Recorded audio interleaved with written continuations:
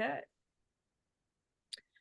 Welcome everyone to our Halloween edition of Creativity and the Paranormal.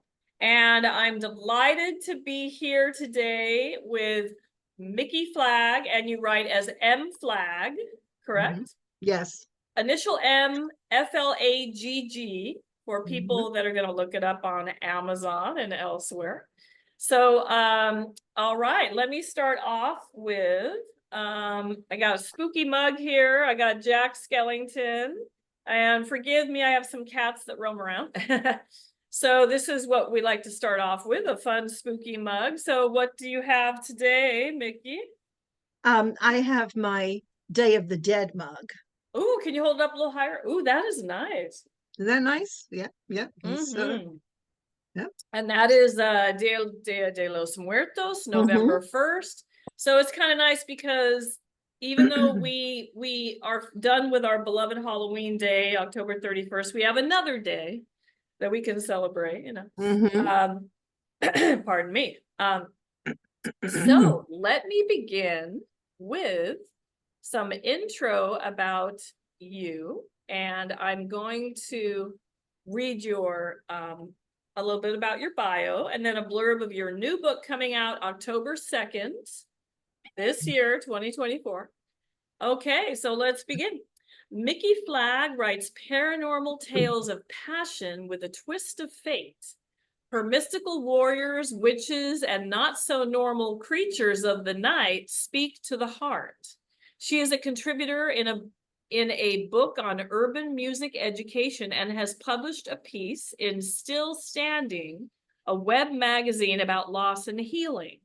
Mickey is a lifelong New Jersey resident, a member of Liberty States Fiction Writers New Jersey Authors Network, and NJRW, New Jersey Romance Writers, correct? Okay, and I'm going to put it in the notes under the video, but you can go to www.mflagg-author.com to learn more. Sorry, my cat's going away. To learn more about Mickey's books and then some. And now, oh, what is the, give me the title of your new book coming out again, would you? Night of the Crescent Moon. Night of the Crescent Moon. I love the title, by the way.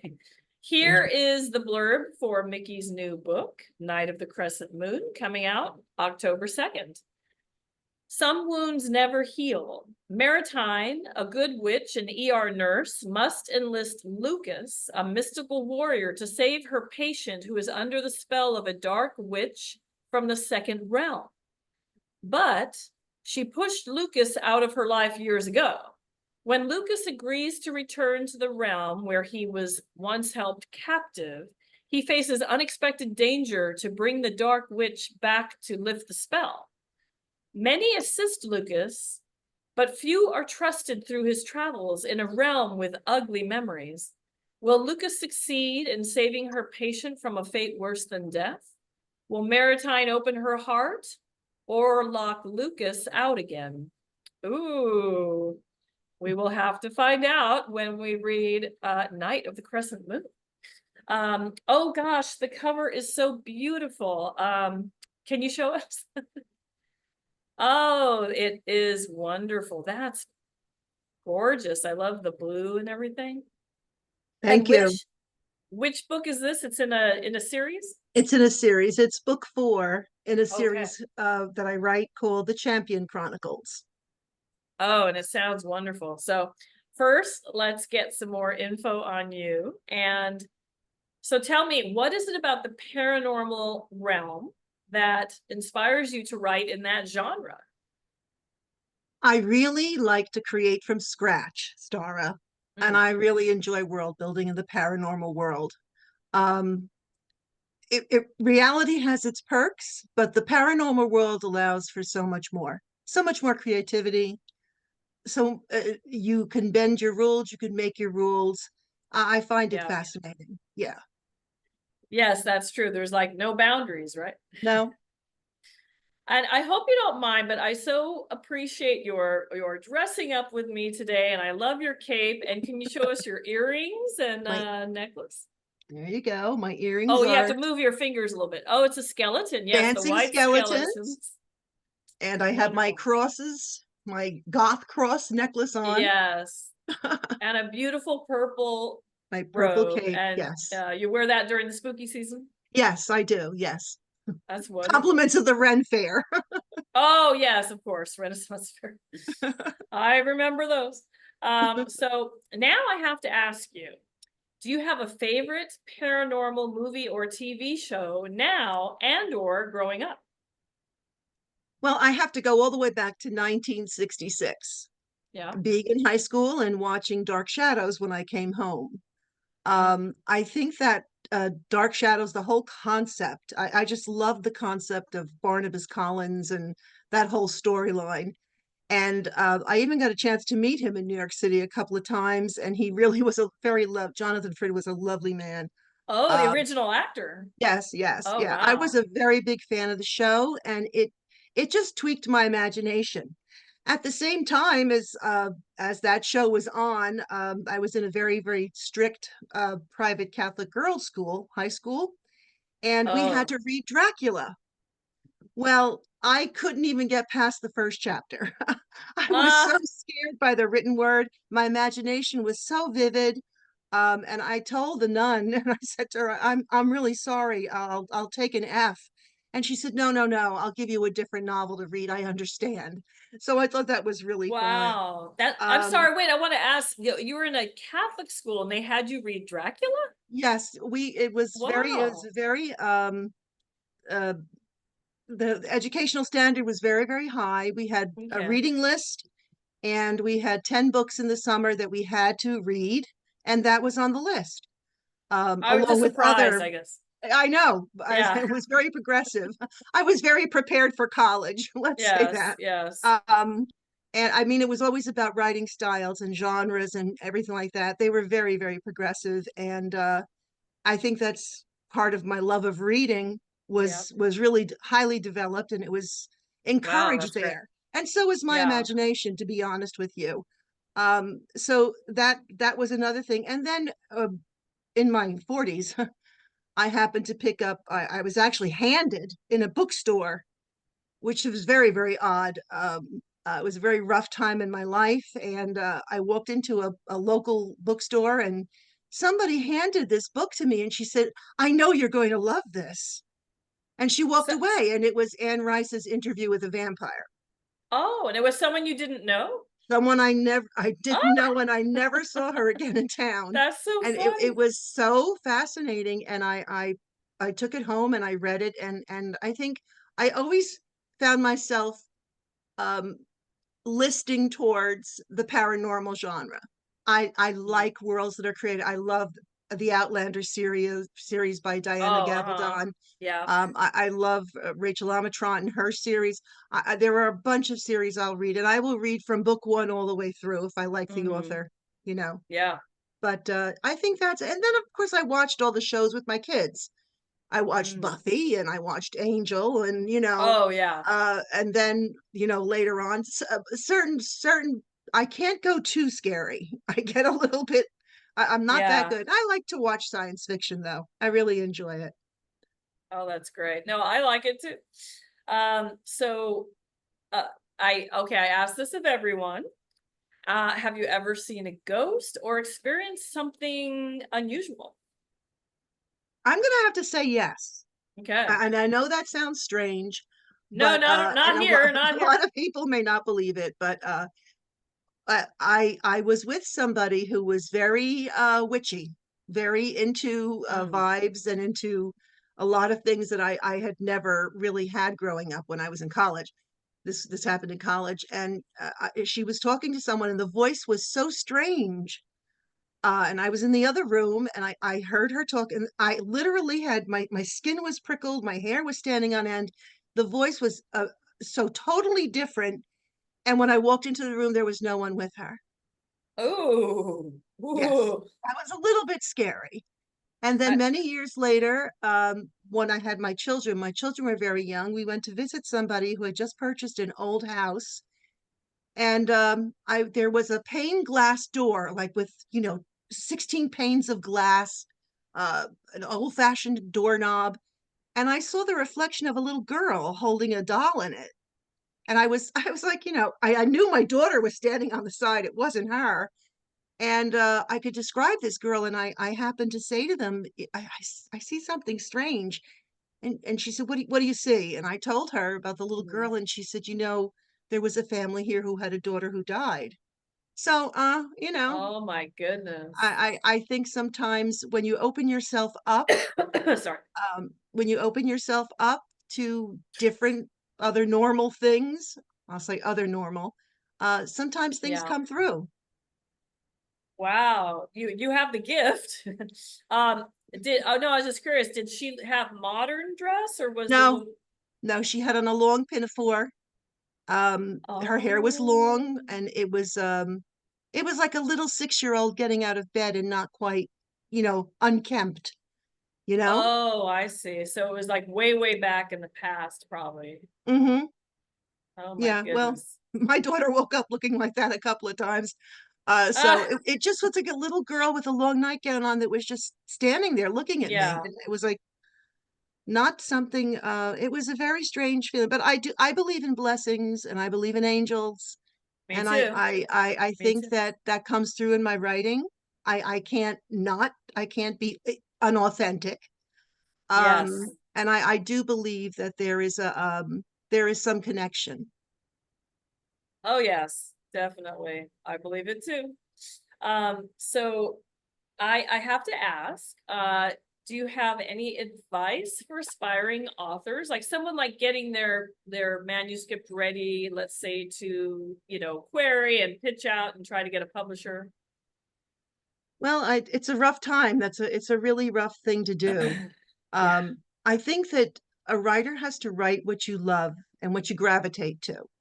Um, and I don't think anybody should ever come and tell you otherwise and say, no, you should write this. You have to write from your heart, really. You Yes, have to go yes, with your true. own sense of inspiration, and you have to embrace the creative process. There is a creative process. I Yeah. didn't think I would ever write a book. I had just finished a degree. My second master's in educational leadership. My brain was fried, and my son Ah! said to me, "Ma, write." And I said, "What am I going to write? I'm not a writer." I mean, I was in my 50s. He said, "Well, you always liked vampires." I said, "Okay, I'm going to redeem a vampire." And he kind of laughed and left Yeah. it at that. And I figured I would have 5 pages, and instead I ended up with a book and then a series. Never thought I would Yeah. do that. So I have to tell an aspiring writer to, follow your dreams, enjoy the creative Yes. process, use normal experience if you're writing paranormal, because you cannot write paranormal without being basing it somehow in reality. Oh, Take right, right. take classes, attend writers conferences, and listen to different speakers, and network with other authors, and above all, share your work with a critique group that you trust, Mhm. because feedback writing is a very personal experience. You know that as well as I do. Yes, And yes. any writer feels that sense of isolation. So Yeah. to get into a critique group or find somebody that you could trust to show your work to help grow you as a writer, I think that's really important. But above all, never Yeah. give up on a dream. Oh, exactly. Exactly. Do you have your own critique group that helps you out? Do Yes, you? I do. I participate in a critique group, Oh, the New and Jersey romance writers? they have a critique group. Yes, Oh, they yeah. have Yeah. many. They offer many different different groups. They have for different types, and I'm in a genre that writes paranormal and Right. other mixed group genre. But I find that their feedback, the other authors' feedback to me, is just so impressive. It doesn't matter at what stage that you're writing, a fresh eye is something that you can really appreciate. Yeah. Oh, absolutely. Because, you can look at it over and over, but until you get it out of your realm, you need Hmm. help. So I've thrown this in halfway through starting to do these because I find it very interesting. Mhm. What advice would you give to aspiring writers when it comes to naysayers? Don't listen to them. Yeah, You know, yeah, if almost anything beautiful in this world, if people had listened to somebody that was a naysayer, it wouldn't be there. Whether yeah, it's art, music, drama, theater, writing, architecture, it doesn't matter. Don't ever listen to naysayers. As long as you're not hurting anybody, as yeah, long as you're not doing something with malice in your heart, go for it. yeah, We all experience creativity on a different level at a different time in our lives. There are times when life gets so deep in the way that you cannot write or you cannot mhm, create. And it doesn't only happen with writers, it happens with musicians. It happens with almost every field that has a bit of creativity to it. So I would say yes, never listen to the naysayers. Um, Negativity, it's not a favorite of mine, you know? yes, yes, exactly. I was thinking the other day about God, I read this story in online like years and years ago, and I don't know what city it was in, New York, wherever. There was an older man, very nice older man that rented a basement apartment somewhere, and I guess he had been retired, like he worked and then he was retired, but I don't know if he was doing a job when he died. He died. And then when whoever it was, I don't know if he had much family, but they went in to get his stuff out and they found this book of beautiful poetry, and it was his handwriting. It wasn't, it was definitely him. And he never, no one ever knew, and I can't remember if someone tried to publish it or not. But it's amazing because also I've also thought about, like having the day job and stuff like that. I don't know your situation right now, but which is wonderful because that keeps you going. It pays your bills. You can buy food and gasoline and pay the rent and all that. And there's ways to work around writing time and everything. Mhm. But I remember, I was really tired one day and I came home and I'm like, okay, in the morning I've got to write. I got to get up early and this and that. I was just really tired. And I thought, there was a time when I wasn't writing this book, and there was a time when I just did the, office job, which is Mhm. fine, but it's not my true calling. And then come Mhm. home and watch TV and go to fall asleep, and eat dinner. And I did that for a while, and I found I was getting really kind of sad. I've Mhm. never been depressed where you can't get out of bed type of thing, but Mhm. kind of sad, a little depressed. And then I realized, let's start writing a story, or let's start doing something.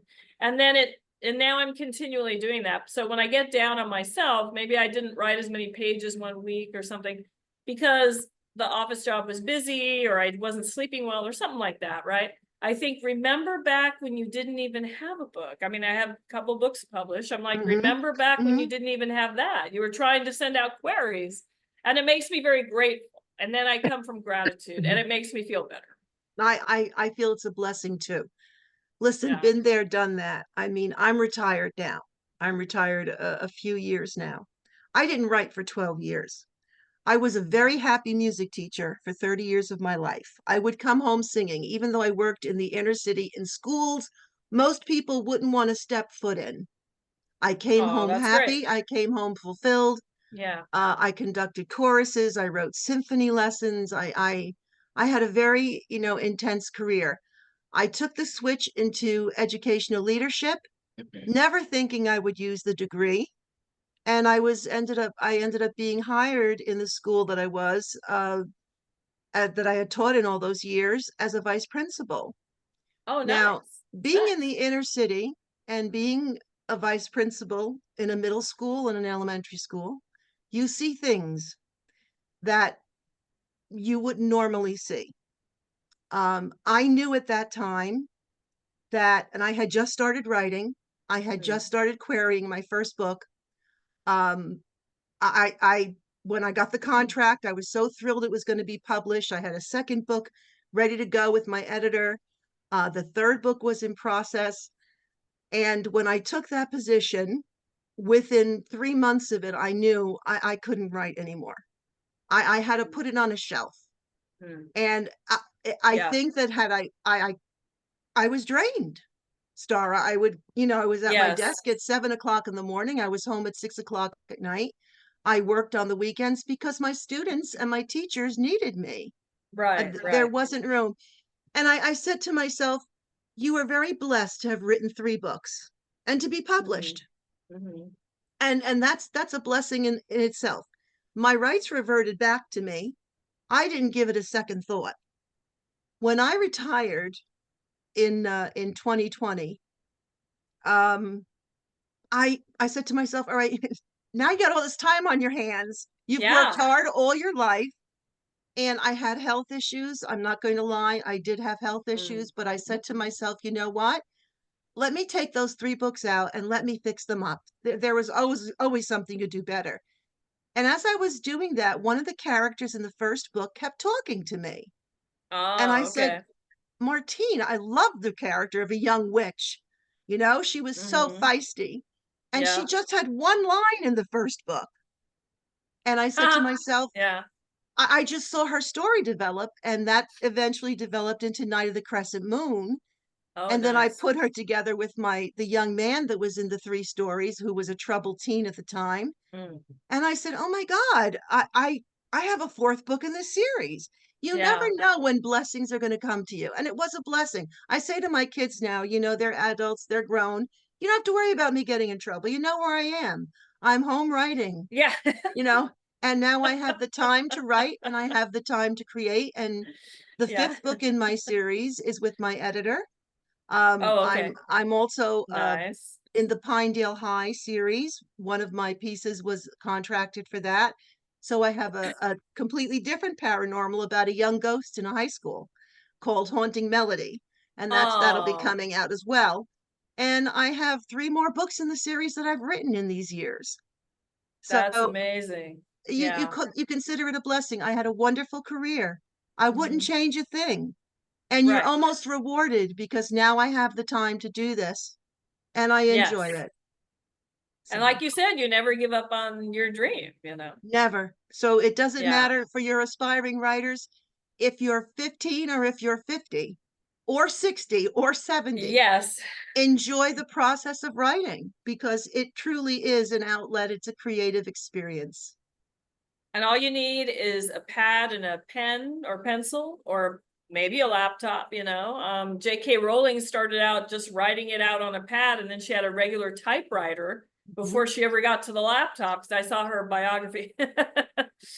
So anyway, that is fabulous. And I love your pearls of wisdom, and they're very, very wonderful for people. And Thank you. I hope that everyone has a wonderful Halloween season. Thank you, M. Flagg, for coming on Thank you for this having little me. show here. And I'm going to leave it with this. Trick or treat, everyone. Bye bye. Happy Halloween.